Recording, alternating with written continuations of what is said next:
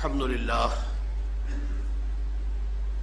لله وكفى والصلاة والسلام على عباده الذين اصطفى خصوصا على أفضلهم وخاتم النبيين محمد الأمين وعلى آله وصحبه أجمعين. أما بعد فقد قال الله تبارك وتعالى كما ورد في سورة التوبة وسورة الفتح وسورة الصف. اعوذ باللہ من الشیطان الرجیم بسم اللہ الرحمن الرحیم. هو الذی ارسل رسولہ بالہدى ودین الحق لیظہرہ علی الدین کلہ. وقال جل وعلا وما ارسلناک الا کافۃ للناس بشیرا ونذیرا. صدق اللہ العظیم. رب اشرح لي صدري ويسر لي امري واحلل عقدة من لساني يفقهوا قولي. اللهم ربنا الهمنا رشدنا واعذنا من شرور انفسنا. اللهم ارنا الحق حقا وارزقنا اتباعه وارنا الباطل باطلا وارزقنا اجتنابه. اللهم وفقنا لما تحب وترضى. آمین یا رب العالمین. آپ کے علم میں ہے کہ میرا آج کا موضوع ہے عظمت مصطفیٰ صلی اللہ علیہ وسلم. اس موضوع پر سب سے پہلے مجھے یہ تمہیدی بات آپ کے گوش گزار کرنی ہے کہ نبی اکرم صلی اللہ علیہ وسلم کی شخصیت کے عظمت کے مختلف پہلو ہیں. ایک ہے آپ کا مقام و مرتبہ اور آپ کی عظمت بحیثیت نبی. ایک ہے آپ کی عظمت، آپ کا مقام رفیع و بلند بحیثیت انسان. پھر انسان کی حیثیت سے بھی ایک پہلو ہے روحانیات کا، آپ کا مقام اور مرتبہ روحانی اعتبار سے. اور دوسرا پہلو ہے عام انسانی معاملات کا، جن میں کہ انسان اپنی زندگی کے دوران لامحالہ جن میں سے گزرتا ہے اور مختلف حیثیتوں سے اس دنیا میں کام کرتا ہے. تو یہ جو مختلف پہلو ہیں عظمت محمدی کے صلی اللہ علیہ وسلم، ان میں سے بعض پہلوؤں کے بارے میں یہ بات ہمیں اچھی طرح سمجھ لینی چاہیے کہ اس کی عظمت، آپ کی عظمت کا بیان تو درکنار ہے، اس کا ادراک اور شعور اور فہم بھی ہمارے لیے ناممکنات میں سے ہے. دیکھیے سادہ سی مثال ہے کہ ایک معالج کا، ڈاکٹر کا، حکیم کا کیا مقام اور مرتبہ ہے اپنے فن میں. اس سے ظاہر ہے صرف معالج یا حکیم اور ڈاکٹر ہی جان سکتا. ایک انجینئر کا کیا مقام ہے اپنے فن میں، اس سے واقفیت صرف انجینئر کو حاصل ہو سکتی ہے.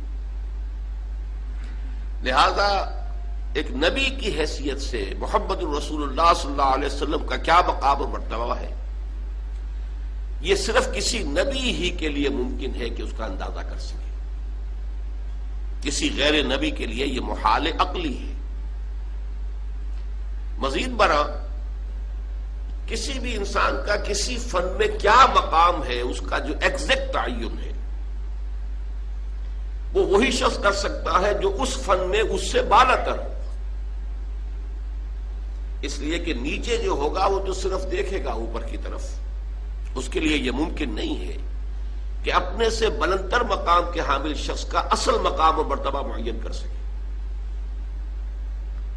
اب ظاہر بات ہے کہ نبی اکرم صلی اللہ علیہ وسلم سے بالا تر مقام کسی نبی کا نہیں. لہذا کسی نبی کے لیے بھی یہ محال عقلی ہے کہ وہ حضور کے اصل مرتبہ اور مقام کو سمجھ سکے. وجہ یہ کہ عام انسان غیر نبی، اس کے لیے تو جیسا کہ میں نے عرض کیا یہ محالات عقلیہ میں سے. اسی طرح روحانی اعتبار سے حضور کا کیا مقام ہے. ظاہر بات ہے کہ ہم جیسے لوگوں کے لیے اس کا ادراک و شعور ممکن نہیں۔ چند باتیں میں آپ سے عرض کیے دیتا ہوں، بعض اعتبارات سے خود حضور نے اسے واضح کیا کہ یہ تمہارے لیے ناممکن ہے کہ سمجھ سکو۔ مثال کے طور پر حضور صوم وصال رکھتے تھے۔ صوم وصال اسے کہتے ہیں کہ آج روزہ رکھا اور شام کو اسے افطار نہیں کیا، وہی روزہ رات سے گزر کر پھر اگلے دن تک چلا اور اگلے دن شام کو افطار ہوا، تو یہ 2 دن کا صوم وصال ہے۔ اگر یہی بات آگے ایک اور دن چلے گی تو 3 یوم کا صوم وصال ہو جائے۔ نبی اکرم صلی اللہ علیہ وسلم یہ صوم وصال رکھتے تھے، لیکن اپنے ساتھیوں کو، صحابہ کو، یعنی نوٹ کیجئے ہمارے لیے تو کیا سوال پیدا ہوتا، صحابہ کو بھی روکتے تھے۔ جس پر کسی صحابی نے سوال کر لیا تو آپ نے فرمایا صلی اللہ علیہ وسلم، ایکم مثلی، تم میں سے کون ہے جو میرے مانند ہو؟ ابھی تو عند ربی، میں تو اپنے رب کے پاس رات گزارتا ہوں، وہ یطعمنی و یسقینی، وہ مجھے کھلاتا اور پلاتا ہے۔ اب بتائیے ہم میں سے کس کے لیے ممکن ہے کہ تصور کر سکے کہ یہ شب بصری جو اللہ کے ہاں ہوتی تھی اس کی نوعیت کیا تھی، اس کی کیفیت کیا تھی، وہ کھلانا اور پلانا کس نوعیت کا تھا جو اللہ تعالیٰ محمد رسول اللہ صلی اللہ علیہ وسلم کے ساتھ معاملہ کرتا تھا۔ معلوم ہوا کہ یہ چیز بھی ہمارے دائرے سے خارج ہے۔ اچھا، میں تو اپنی بات کر رہا ہوں،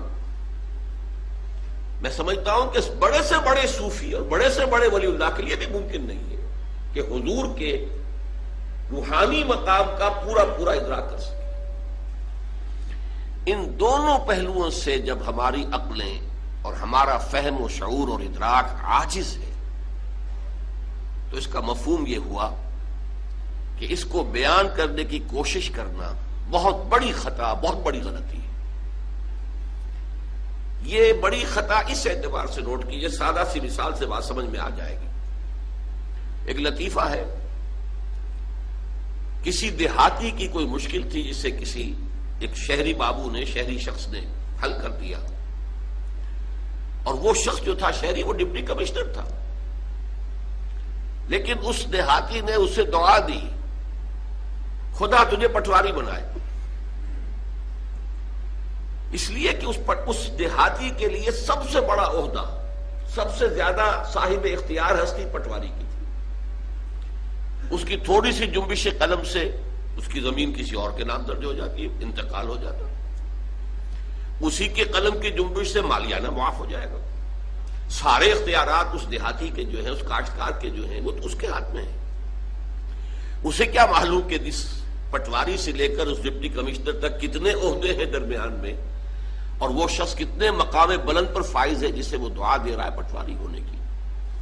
تو اسی کا اندیشہ ہے کہ ہم اگر حضور کے ان مقامات کو بیان کرنے کی کوشش کریں گے تو شدید خطرہ ہے کہ ہم حضور کی توہین کے مرتکب ہو جائیں، اس لیے کہ کما حقہ بیان ممکن نہیں ہے۔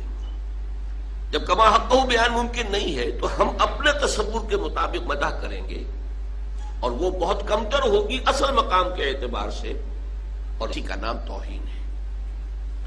یہی وجہ ہے، دیکھیے شیخ سعدی رحمۃ اللہ علیہ نے نہایت سادگی کے ساتھ میری ساری گفتگو کو سمو دیا اپنے 2 اشعار میں، یا صاحب الجمال و یا سید البشر من وجهك المنیر لقد نور القمر لا يمكن الثناء كما كان حقه بعد خدا بزرگ توئی۔ قصہ مختصر، جتنا ان کا حق ہے کہ ان کی ثنا کی جائے وہ ممکن ہی نہیں ہمارے لیے۔ لا يمكن الثناء كما حقه، بس ہمیں صرف یہ کہہ کر جو ہے اس بات کے دامن میں پناہ لینی ہے کہ بعد از خدا بزرگ توئی، قصہ مختصر، اللہ کے بعد آپ ہی کی ہستی ہے بلند ترین، عظیم ترین۔ اب اسے کس طرح بیان کریں، کیا بیان کریں؟ ہمارا تصور سے بھی آگے بڑھ کر تخیل بھی سرنگوں ہے کہ وہ اس مقام بلند و رفیع کا کوئی ادراک اور شعور کر ہی نہیں سکتا۔ اسی کو نہایت خوبصورت انداز میں غالب نے کہا ہے، ماں ثنائے خواجہ بیزداں گذاشتے، ہم نے حضور صلی اللہ علیہ وسلم کی ثنا اور حمد کو خدا کے حوالے کر دیا ہے، یزداں کے حوالے کر دیا ہے، ہم اس کی کوشش ہی نہیں کرتے۔ کہا ذات پاک مرتبہ دان محمد است، اس لیے کہ وہی ذات پاک ہے جو اللہ کے، جو محمد الرسول اللہ کے اصل مرتبے سے واقف ہے۔ یہ کاں جو ہے اس کے مصرع ثانی میں وہ کا مخفف، فارسی میں اشعار میں یہ بہت ہوتا ہے کثرت سے کہ ذات پاک مرتبہ دان محمد است، ذات پاک مرتبہ دان محمد است، محمد کے اصل مرتبے اور مقام کو جاننے والی ایک ہی ہستی ہے اور وہ اللہ تعالیٰ کی ہے، لہذا غالب ثنائے خواجہ یزداں گذاشتے ہیں، غالب ہم نے تو حضور کی مدح و ثنا کو اللہ کے حوالے کر دیا۔ میں نے دو اعتبارات سے حضور کی عظمت، حضور کے مقام و مرتبہ کو اپنے بیان کے دائرے سے بلند و بالا، برکت، اعلی، عرفہ اور اس اعتبار سے خارج قرار دیا ہے۔ ہماری سمجھ میں حضور کی عظمت کے جو پہلو آ سکتے ہیں وہ ہے آپ کی عظمت بحیثیت انسان، لیکن ان کا بھی تجزیہ کریں گے تو اس کے بے شمار پہلو ہیں۔ حضور کی حیثیت، آپ کا مرتبہ اور مقام بحیثیت ایک سپہ سالار کے، اب یہ بڑے بڑے جرنیلوں سے پوچھئے کہ آپ نے جو جنگی حکمت عملی اختیار فرمائی اس میں جس مہارت کا ثبوت دیا ہے، حالانکہ ساری عمر کبھی آپ نے کسی جنگ میں حصہ نہیں لیا، بدر سے پہلے یا اس سے پہلے کی چند مہمات میں شرکت کی ہے، باضابطہ جنگ کی نوبت نہیں آئی، لیکن یہ کہ دنیا دنگ ہے کہ جنگ کی مہارت اور اس کی حکمت عملی کو مرتب اور معین کرنے میں کس قدر آپ نے صلاحیت کا اور کس قدر قابلیت کا ثبوت دیا ہے۔ پھر کسی سے صلح کرنی ہے، صلح کی نیگوسیشن، اس میں آپ نے کس مہارت کا اور کس واقفیت کا اور کس اہلیت کا مظاہرہ فرمایا۔ صلح حدیبیہ ہو یا میثاق مدینہ ہو یا اس سے بھی پہلے یثرب کے مختلف طبقات کو آپس میں جمع کرنے کے لیے جو معاہدہ ہوا ہے، ان کا مطالعہ کیجئے، عقلیں دنگ رہ جاتی۔ ایک قاضی القضات کی حیثیت سے آپ کا مقام کیا تھا؟ آج بھی اس دنیا میں قضاء، جوڈیشری کے سلسلے میں جس قدر اصول اختیار کیے گئے وہ سب کے سب محمد الرسول اللہ کے عطا کردہ ہیں صلی اللہ علیہ وسلم۔ کسی بھی مقدمے میں ایک فریق کی بات سن کر فیصلہ نہ کرو جب تک کہ فریق ثانی کو بھی سن نہ لو، یہ اصول آپ کا بیان کرتا ہے۔ شک کا فائدہ ملزم کو دیا جائے، ملزم جسے کہنا چاہیے اصلا، جس پر الزام لگایا گیا ہے، شک کا فائدہ اسے دیا جائے گا، جو الزام لگانے والا ہے اسے نہیں۔ یہ فیصلہ محمد رسول اللہ کا ہے۔ یہ اصول آپ نے انیشیٹ کیا ہے کہ 100 مجرم چھوٹ جائیں کوئی حرج نہیں، کسی بے گناہ کو سزا نہیں ہونی چاہیے، یہ اصول آپ کا دیا ہوا ہے۔ ہماری موجودہ جوڈیشری پوری عالمی سطح پر انہی اصولوں پر قائم ہے۔ یہ دوسری بات ہے کہ ہمارے ہاں کرپشن نے بیڑا غرق کر دیا، اصول غلط نہیں ہے، جوڈیشری کے اصول تو محمد الرسول اللہ کے عطا کردہ ہے۔ ہماری خیانت ہے، ہماری بدعنوانیاں ہیں، ہماری جانبداریاں ہیں، ہمارا بک جانا ہے، ہمارا سیاسی جو لوگ ہیں ان کا اعلی کار بن جانا، یہ چیزیں ہیں کہ جس نے عدلیہ کا جو ہے وہ بیڑا غرق کیا ہے۔ ورنہ اصولوں کا جہاں تک تعلق ہے وہ تو اصول وہ ہیں جو محمد عربی صلی اللہ علیہ وسلم نے عطا کیا۔ اس سے بھی ذرا نیچے اتریے، بحیثیت باپ حضور کا کردار کیا تھا؟ یہ حضرت فاطمہ سے پوچھئے رضی اللہ تعالی عنہ۔ بحیثیت شوہر آپ کا کردار کیا تھا اور آپ کی کیا عظمت تھی اس میں؟ یہ حضرت عائشہ سے پوچھئے، حضرت حفصہ سے پوچھئے، حضرت ام سلمہ سے پوچھئے رضی اللہ تعالی عنہ۔ پھر یہ کہ ایک داماد ہونے کی اعتبار سے آپ کا کیا کردار تھا؟ حضرت عمر سے پوچھئے، حضرت ابو بکر سے پوچھئے۔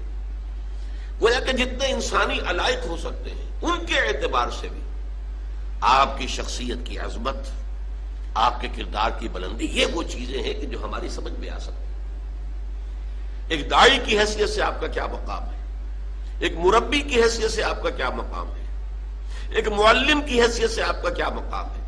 یہ چیزیں ہیں کہ جو ہماری سمجھ میں آ سکتی ہیں، ان کا کچھ نہ کچھ ادراک و شعور ہم کر سکتے ہیں.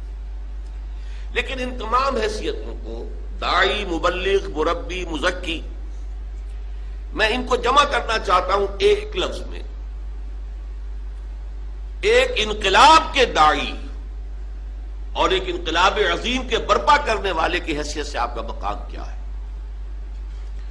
گویا کہ ہم جن پہلوؤں سے حضور کی عظمت کو سمجھ سکتے ہیں، ان میں سب سے نمایاں پہلو یہ ہے کہ آپ نے جو تبدیلی برپا کی یا اصطلاحاً جو عظیم انقلاب برپا کیا، اس انقلاب کا مطالعہ کیا جائے، اس کا حاصل دیکھا جائے، اس کے نتائج پر غور کیا جائے، اس کے لیے جو جد و جہد ہوئی ہے اس کے مراحل، ان کے بارے میں غور کیا جائے، تو واقعتاً جو ہے حضور کی اصل عظمت نمایاں ہو کر سامنے آتی ہے.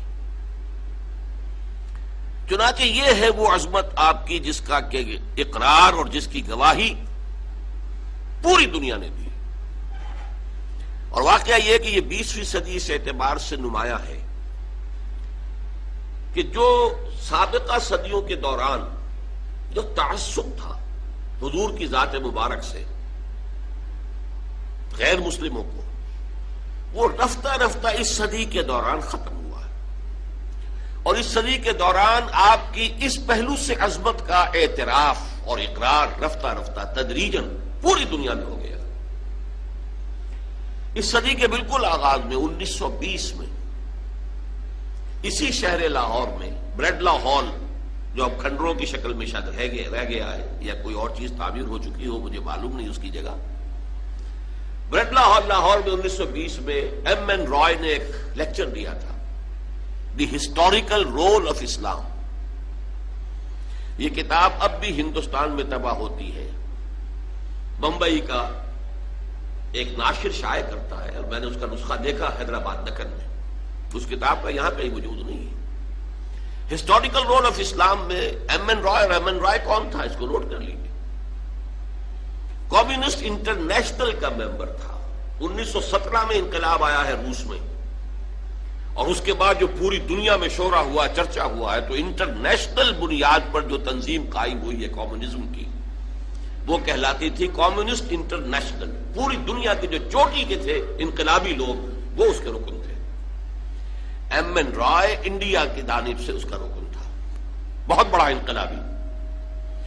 لیکن وہ ہسٹوریکل رول آف اسلام میں صاف کہتا ہے کہ تاریخ انسانی کا عظیم ترین انقلاب وہ تھا جو محمد رسول اللہ صلی اللہ علیہ وسلم نے برپا کیا. بڑی تفصیل سے کہتا ہے کہ جو فتوحات حضور کے جانشینوں نے اور جانثاروں نے حاصل کی ہیں، جو بجلی کی سی سرعت کے ساتھ عراق اور شام اور پھر ادھر ایران، ادھر مصر، شرقاً غرباً جس تیزی کے ساتھ فتوحات ہوئی ہیں، اگرچہ اس تیزی کے ساتھ فتوحات تاریخ انسانی میں پہلے بھی ہوئی.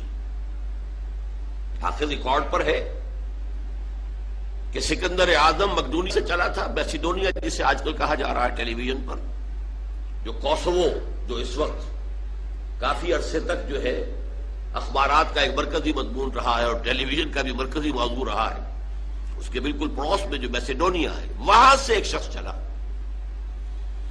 اور دریائے بیاس تک پہنچا. تو اور جس تیزی کے ساتھ، صورت رفتار کے ساتھ واقعہ یہ کہ وہ اپنی جگہ پر ایک بہت بڑی مثال ہے. وہ تو مغرب سے آیا تھا مشرق کی طرف، ایٹیلا چلا تھا مشرق سے مغرب کی طرف اور ڈینیوب کی وادی تک جا پہنچا تھا. کہاں یہ شمال میں صحرائے گوبی سے نکل کر، اور وہ پہنچا ہے ڈینیوب کی وادی تک. لیکن وہ یہ کہتا ہے ایم این رائے، یہ بروٹ ملٹری کیمپینز تھیں، ان کے نتیجے میں کوئی تہذیب وجود میں نہیں آئی، کوئی نیا تمدن وجود میں نہیں آیا، کوئی روشنی دنیا میں نہیں پھیلی، کوئی علم کا جو ہے فروغ نہیں ہوا، کچھ بھی نہیں. یہ بروٹ ملٹری کیمپینز تھیں صرف.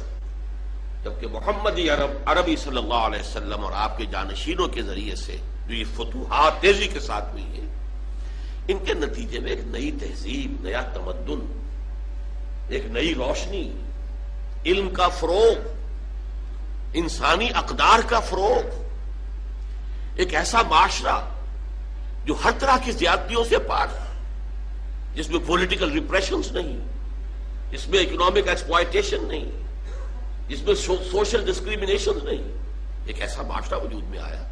جیسے کہ علامہ اقبال نے کہا ہے کہ مصطفیٰ اندر ہرا خلوت گزید، قوم و آئین و حکومت آفرید.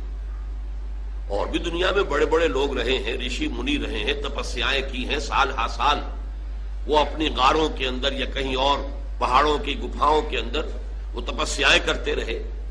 لیکن محمد عربی نے چند روز جو خلوت گزینی اختیار کی تھی غار حرا میں، مصطفیٰ اندر ہرا خلوت گزید، لیکن وہ کتنی پروڈکٹیو تھی، کس قدر اس کا نتیجہ برآمد ہوا ہے کہ ایک نئی قوم، نیا تمدن، ایک نیا آئین، قوم و آئین و حکومت آفرید. یہ وہ ہے وہ عظمت کہ جس کا اظہار 1920 میں کیا ایم این رائے نے. مسلمان نہیں تھا، ہندو، کمیونسٹ. یہ تو تھا اس صدی کے شروع سے لے، اگر گنتی کریں گے تو 20واں سال. اس صدی کا اختتام جو اب تقریباً آئی گیا ہے ہمارے سامنے، اس سے ذرا 20 سال پیچھے جائیے تو 1980 میں کتاب آئی امریکہ میں، دی 100، ڈاکٹر مائیکل ہارٹ کی تصنیف، ایک selection and gradation of 100 most influential personalities of human history. اس نے تاریخ انسانی، پوری تاریخ انسانی جتنی بھی انسان کو معلوم ہے، اس کا جائزہ لیا کہ اس میں اس تاریخ کے سفر کے دوران میں اس کے رخ کو کن کن شخصیات نے موڑا ہے، جنہوں نے اس دھارے کا رخ موڑا ہے. ایسے 100 افراد کو چن لیا. یہ سلیکشن ہو گیا، selection of 100 most influential personalities of human history. لیکن صرف سلیکشن نہیں، اینڈ گریڈیشن آلسو. ان کے اندر بھی پھر درجہ بندی. کون ہے وہ جس نے سب سے زیادہ متاثر کیا ہے تاریخ کے دھارے کے رخ کو، سب سے زیادہ گمبھیر انداز میں موڑا ہے اس کے رخ کو، اور وہ حضرت محمد صلی اللہ علیہ وسلم کو on top of the list رکھ رہا ہے. عیسائی ہے اور تاحال عیسائی ہے، ابھی زندہ ہے، لیکن حضرت عیسیٰ کو نمبر 3 پر لے گیا. نمبر 2 پر لایا نیوٹن کو. نیوٹن کی فزکس نے جس طریقے سے تاریخ انسانی کو متاثر کیا ہے، یہ پورا جو ایکسپلوژن ہے سائنس اور ٹیکنالوجی کا، اس کا نقطۂ آغاز نیوٹن ہے، اس میں کوئی شک نہیں. تو چونکہ وہ اس انداز سے بات کر رہا ہے، مذہبی پہلو سے نہیں کر رہا ہے، اپنے عقائد کے اعتبار سے بات نہیں کر رہا ہے، اس کا موضوع یہ ہے کہ تاریخ انسانی میں اس کے دھارے کے رخ کو موڑنے والی شخصیات کون کون سی ہیں. ان میں نمبر 1 محمد الرسول اللہ صلی اللہ علیہ وسلم، نمبر 2 نیوٹن، نمبر 3 پھر حضرت مسیح علیہ السلام. اور مسلمانوں میں سے پھر صرف ایک اور شخصیت کو اس نے اس 100 کی فہرست میں شمار کیا ہے، اور وہ ہے 50ویں نمبر پر حضرت عمر فاروق رضی اللہ تعالی عنہ. اب یہاں ایک سوال پیدا ہوا، اس نے خود اس کو پوز کیا کوشچن کو. Naturally I O an answer, an explanation, کہ میں عیسائی ہوں، عیسائی ہوتے ہوئے محمد کو میں کس اعتبار سے نمبر 1 پر رکھ رہا ہوں صلی اللہ علیہ وسلم. اس کا جواب وہ خود دیتا ہے، دس از بیکاز، یہ الفاظ ذرا نوٹ کیجئے، this is because he is the only person, the only, ایک ہی شخصیت ہے supremely successful in both the religious and the secular fields. اب اس جملے کو سمجھنے کے لیے بہت ہی یہ گمبھیر جملہ ہے، بہت معنی خیز ہے، لیکن پہلے یہ سمجھنا ہوگا کہ موجودہ جو ذہن ہے، اس وقت کی جو عالمی فضا ہے، اس میں انسانی زندگی کو 2 جداگانہ گوشوں میں تقسیم کر دیا گیا. ایک مذہب کا گوشہ ہے، اس کا تعلق اجتماعیات سے نہیں ہے، اس کا تعلق صرف افراد سے ہے. ہر فرد کو کھلی اجازت ہے، جس کو چاہے بلیو کرے، جس کو چاہے مانے، ایک خدا کو مانے، 100 کو مانے، کسی کو نہ مانے، از فری. اس کو پوری آزادی حاصل ہے، جسے چاہے پوجے، پتھروں کو پوجے، درختوں کو پوجے، ستاروں کو، چاند کو، یہاں تک کہ اعضائے تناسل کو پوجے، ٹھیک ہے، اسے اجازت ہے. لیکن یہ ہے معاملہ انفرادی. کچھ سوشل کسٹمز کو بھی شامل کر دیتے ہیں اس حصے میں. بچے کی پیدائش ہوئی ہے، کیسے سیلیبریٹ کریں؟ کوئی فوت ہو گیا ہے، اس کی ڈیڈ باڈی کو کیسے ڈسپوز آف کریں؟ جلائیں، دفن کریں، یا کہیں رکھ دیں کہ چیلیں اور کوے کھا جائیں وغیرہ وغیرہ. یہ بھی اس کی بھی آزادی ہے.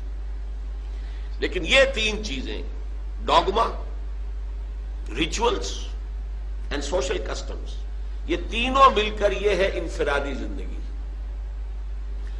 اور دوسری طرف آئیے تو معاشرتی نظام، معاشی نظام، سیاسی نظام، یہ ہے سیکولر فیلڈ آف لائف، جس کا کسی مذہب سے کوئی تعلق نہیں. یہ تو لوگ خود غور کریں گے، ان کے نمائندے بیٹھیں گے، بیٹھ کر طے کریں گے، اکثریت سے جو بات طے کر لیں وہی سماجی ویلیوز جو ہیں ان کا فروغ کیا جائے گا. جو بھی اکثریت سے طے کر لے کہ یہ سوشل ایولز ہیں، ان کو ایریڈیکیٹ کیا جائے، اس کو ایریڈیکیٹ کریں گے. اگر وہ شراب کی اجازت دینا چاہیں گے اجازت دیں گے، شراب پہ پابندی لگانا چاہیں گے پابندی لگا دیں گے. زنا کو ایسا جرم جو ہے قابل دست اندازی پولیس جرم قرار دینا چاہیں گے تو یہ کر دیں گے. لیکن زنا بالرضا ہے تو اس میں انہیں اختیار ہے کہ وہ کہہ دیں کہ اس میں کوئی جرم والی بات نہیں ہے، سول مقدمہ بن سکتا ہے. اگر کسی شوہر کا حق جو ہے اس میں مارا گیا ہو تو وہ شوہر جائے اور کسی سول مقدمے کا جو معاملہ سوٹ جو ہے وہ وہاں پہ شروع کر دے. اسی طریقے سے دو مردوں کی شادی وہ چاہیں گے تو لیگلائز کر دیں گے، ٹھیک ہے. ان میں سے ایک مرد جو ہے وہ شوہر کی حیثیت رکھتا ہے قانون ملکی کی نظر میں، اور دوسرا مرد جو ہے وہ بیوی کی حیثیت رکھتا ہے قانون ملکی کی نظر میں. جو چاہے کر دیں، چاہے وہ سماجی معاملات ہوں، چاہے وہ معاشی معاملات ہوں، چاہے وہ سیاسی معاملات ہوں. ان میں سے کسی کا کسی مذہب سے کوئی تصور نہیں. یہ ہے secular field of life.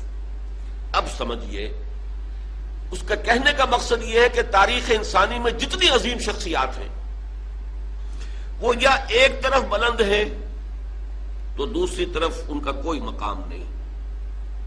May be they are zero. اور اگر کوئی ہے جو ادھر بہت بلند ہے تو ان کا ادھر کوئی مقام نہیں. ہو سکتا ہے کہ زیرو ہو، بلکہ ہو سکتا ہے کہ کوئی مائنس ویلیو ان کے لیے معین کرنی پڑے. مثلا مشرق میں گوتم بدھ، مغرب میں حضرت مسیح. مذہب کے میدان میں، روحانیات کے میدان میں، پھر پیروکاروں کی تعداد کے اعتبار سے کتنی عظمت ہے. مہاتما گوتم بدھ کی بھی، سدھارتھا گوتما. اور لیکن یہ جو ریاست، سیاست، معاملات ملکی، ان دونوں میں کوئی ان کا کوئی کنٹریبیوشن نہیں، کوئی مقام نہیں، کوئی مرتبہ نہیں، کوئی حیثیت نہیں. زیرو دونوں، حضرت مسیح علیہ السلام بھی اور گوتم بدھ. اسی طرح میں نے ابھی بتایا اٹیلا ہو یا سکندر اعظم ہو یا اور بڑے بڑے حکمران بھی دنیا میں گزرے ہیں. ادھر یہ اس بلندی پر ہیں، لیکن ادھر ہو سکتا ہے زیرو سے بھی کام نہ چلے بلکہ مائنس ویلیو لانی پڑے. خاص طور پہ سکندر اعظم کے لیے تو کوئی نہ کوئی مائنس ویلیو معین کرنی پڑے. اس کا کہنا یہ ہے کہ ایک ہی انسان ہے پوری انسانی تاریخ میں جو ان دونوں میدانوں میں انتہائی بلندی پر ہے. This is because he is the only person. The only کے لفظ کو میں زیادہ ایمفیسائز کر رہا ہوں. اور کوئی ہے ہی نہیں. تقابل کیا ہوگا؟ اور کوئی ہے ہی نہیں. He is the only person supremely successful in both the religious and secular fields. یہ میں نے آپ کو صدی کے اس سرے اور صدی کے اس سرے سے دو مثالیں دے دی ہیں. ذرا ایک درمیانی مثال بھی دے دوں. ایچ جی ویلز، برطانوی fiction writer, scientific fiction writer کی حیثیت سے شہرت ہے. بڑے اچھے اس نے کہانیاں لکھی، ناول لکھے، جس میں وہ ریفلیکٹ کر رہا تھا یہ سائنس کدھر جا رہی ہے. جدھر جا رہی تھی، جو اکتشافات اور جو ایجادات ہونی تھی ان کو پہلے سے ویژولائز کر کے اس پر مبنی کر رہا ہے اپنے ناول کے پلاٹس اور اپنی کہانیوں کے بنیادی خاکے. تو سائنٹیفک فکشن کے نام سے اس اعتبار سے مشہور ہے. لیکن اس کے ساتھ ہی اس نے تاریخ عالم پر دو کتابیں لکھی ہے. Short history of the world and a concise history of the world, جو ذرا نسبتاً زیادہ ضخیم ہے. اس concise history of the world میں وہ چیپٹر جو ہے وہ حضور صلی اللہ علیہ وسلم پر جو چیپٹر لاتا ہے اس میں ایک بات میں اپنے دل پر جبر کر کے آپ کو بتا رہا ہوں. ابتدا میں حضور کی ذاتی نجی خانگی زندگی پر اس نے نہایت رقیق حملے کیے. یوں سمجھیے کہ جیسے دو ملعون نام نہاد مسلمانوں نے اس دور میں کیا ہے، سلمان رشدی نے اور تسلیمہ نسرین نے. ایک نے انگلینڈ میں بیٹھ کر، ایک نے بنگلہ دیش میں بیٹھ کر جس قسم کے چھینٹے اڑائے ہیں حضور کی شخصیت پر، اسی طرح کے چھینٹے ایچ جی ویلز نے حضور کی ذات مبارکہ پر خصوصاً خانگی زندگی پر اڑائے. لیکن جب اس چیپٹر کے آخر میں آتا ہے اور خطبہ حج کا ذکر کرتے ہوئے باقاعدہ کوٹ کرتا ہے، لا فضل لعربی علی عجمی ولا لعجمی علی عربی ولا لاسود علی احمر ولا لاحمر علی اسود الا بالتقوی کلکم بنو آدم و آدم من تراب. دیکھو لوگوں، کسی عرب کو کسی عجمی پر کوئی فضیلت حاصل نہیں، اسی طرح کسی عجمی کو کسی عرب پر کوئی فضیلت حاصل نہیں، اسی طرح کسی سرخ و سفید رنگ والے شخص کو کوئی فضیلت حاصل نہیں کسی سیاہ روح پر، سیاہ فام پر، اور اسی طریقے سے کسی سیاہ فام کو کوئی فضیلت حاصل نہیں سفید فام پر یا سرخ روح پر، الا بالتقوی. فضیلت کی بنیاد صرف تقوی ہے. کلکم بنو آدم و آدم من تراب، تم سب کے سب آدم کی اولاد ہو، اس کی نسل سے، اور آدم کی تخلیق مٹی سے ہوئی تھی. اس کو کوٹ کرتا ہے اور پھر ذرا نوٹ کیجئے یہ جملے، واقعتاً بڑے گہرے جملے. Although the sermons of human freedom, fraternity and equality were said before also، کہ اگرچہ انسان کی حریت، اخوت اور مساوات کے وعظ تو دنیا میں پہلے بھی بہت کہے گئے. یہ جملہ لیا. اب اگلا جملہ اور زیادہ قابل توجہ ہے. We find a lot of these sermons in Jesus of Nazareth. ہم دیکھتے ہیں کہ اس کے بہت سے مواعظ حسنہ جو ہیں ان چیزوں کے بارے میں حضرت عیسیٰ مسیح ناصری کے ہاں موجود ہیں. عیسائی ہوتے ہوئے کہہ رہا ہے. But it must be admitted، لیکن یہ تسلیم کیے بغیر چارہ نہیں ہے that it was Muhammad صلی اللہ علیہ وسلم who for the first time in history established a society based on these principles. یہ صرف محمد عربی صلی اللہ علیہ وسلم تھے جنہوں نے تاریخ انسانی میں پہلی مرتبہ ایک معاشرہ باضابطہ بالفعل انہی اصولوں پر قائم کر کے دکھایا. اب آپ اندازہ کیجئے، یہ ٹریبیوٹ ہے، اور ٹریبیوٹ کس کا ہے؟ دشمن کا ہے. وہ معتقد نہیں ہے. میں نے اسی لیے بتایا اپنے دل پر جبر کر کے کہ اس نے کیا کیا. اس حد تک ایک شخص کی اس میدان میں اتنی بڑی حماقت کا مظاہرہ کر رہا ہے کہ کہتا ہے کہ سمجھ میں نہیں آتا کہ معاذ اللہ ثم معاذ اللہ نقل کفر نہ باشد، کہ محمد جیسے گھٹیا آدمی کے گرد خدیجہ اور ابو بکر اور عمر جیسے عظیم انسان کیسے جمع ہو گئے. حالانکہ اس احمق سے کوئی پوچھے کہ اس سوال کا جواب تو تمہیں دینا چاہیے. درخت تو اپنے پھلوں سے پہچانا جاتا ہے، اور تم جو ہے اس مقبضے میں ان کی عظمت کا اقرار ہے، ادراک ہے، شعور ہے، اعلان ہے، اعتراف ہے حضرت خدیجہ کا، حضرت ابو بکر کا، حضرت عمر کی عظمت کا. کہتا سمجھ میں نہیں آتا اتنی عظیم شخصیتیں ایسے گھٹیا انسان کی جد کیسے جمع ہو گئی.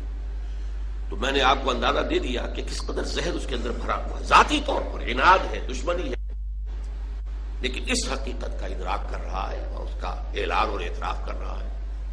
Although the sermons of human freedom, fraternity and equality were said before also, we find a lot of these sermons in Jesus of Nazareth, but it must be admitted that it was Muhammad sallallahu alaihi wasallam who for the first time in history established a society based on these principles.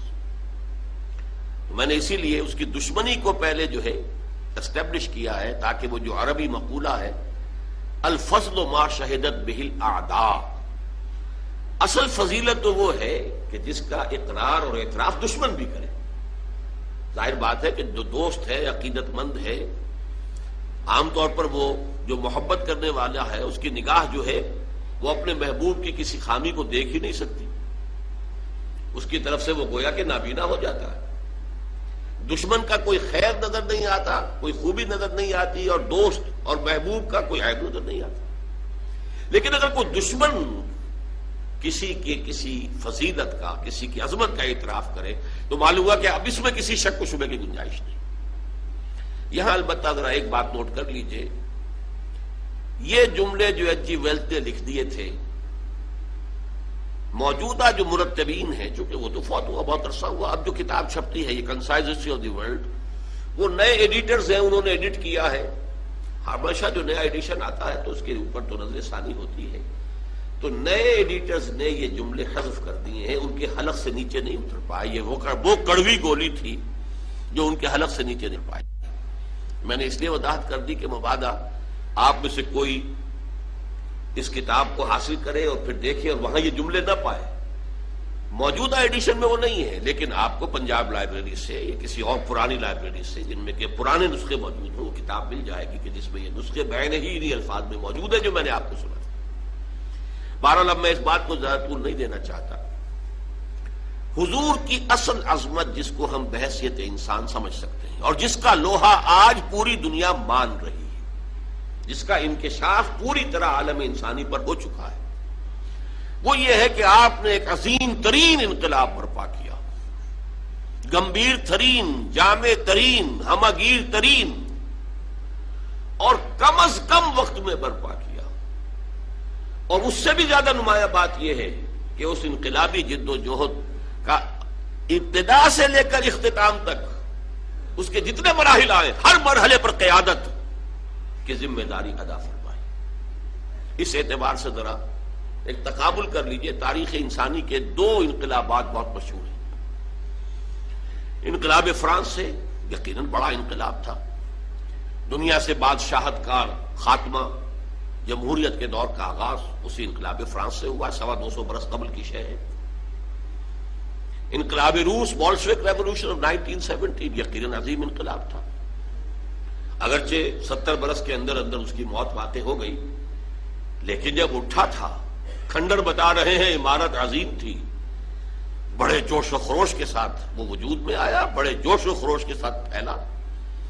کہاں روس سے وہ لیٹن امریکہ تک جا پہنچا، کتنی اس کی توسیع ہوئی ہے، کس بجلی کی صورت کے ساتھ ہوئی ہے.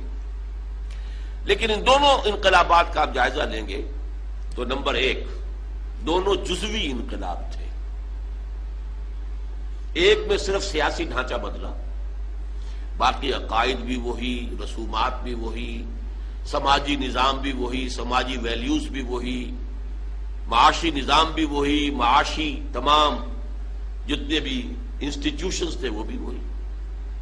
صرف سیاسی نظام، باقی زندگی جو کی تو.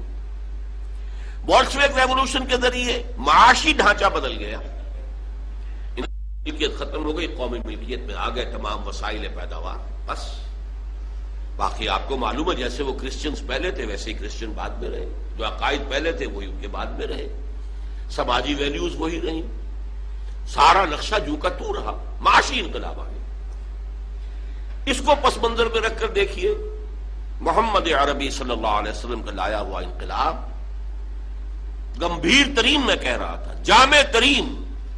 یہاں آپ مائکروسکوپ لگا کر تلاش کیجئے کہ کوئی چیز ایسی ہے جو سابقہ حالت پر باقی رہ گئی ہو، جواب نفی میں آئے گا.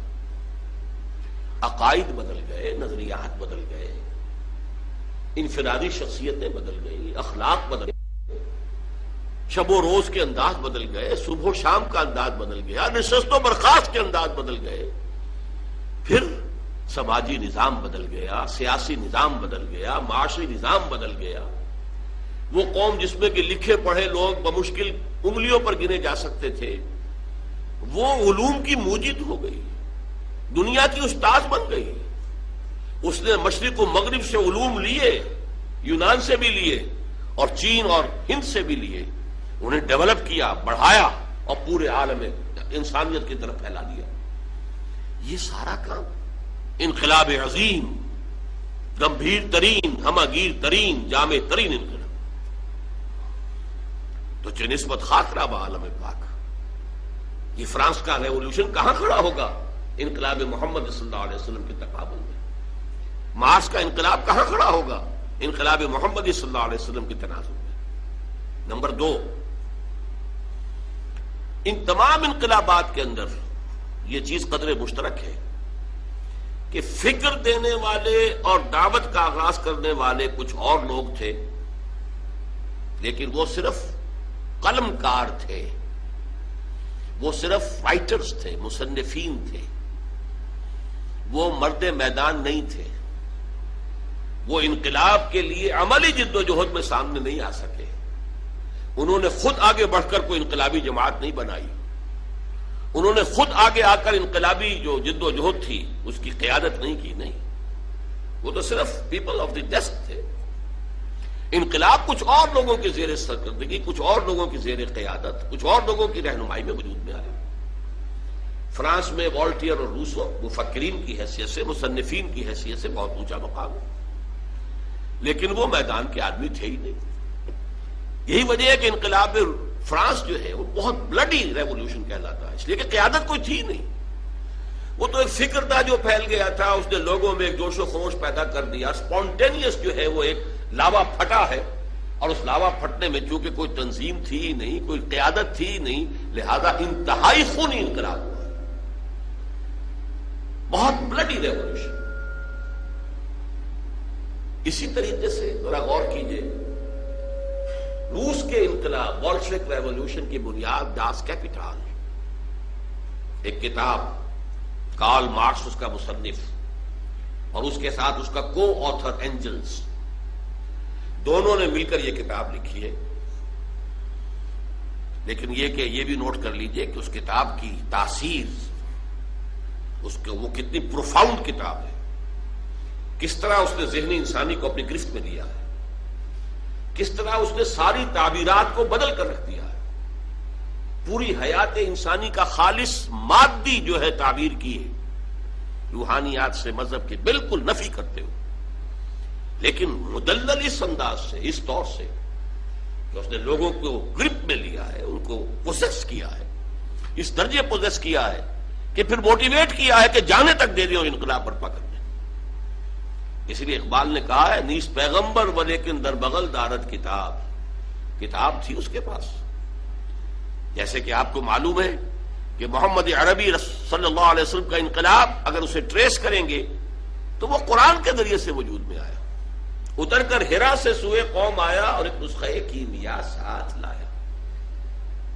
بہرحال اگرچہ قرآن کا تقابل کرنا داس کیپیٹال سے، یا داس کیپیٹال کا تقابل کرنا قرآن سے، یہ تو میرے نزدیک نامناسب ہے، لیکن یہ کہ آپ اس اعتبار سے ضرور نوٹ کیجئے کہ واقعتاً ایک کتاب ہے جس نے یہ عظیم انقلاب بولشوک ریولوشن برپا کیا۔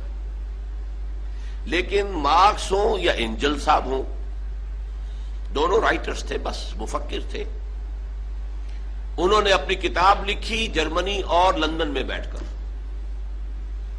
اور جرمنی اور لندن میں اس انقلاب کا کہیں وجود ہی نہیں واقع ہوا۔ وہ خود اپنی سرکردگی میں، اپنی قیادت میں کسی ایک گاؤں میں بھی انقلاب برپا نہیں کر سکے۔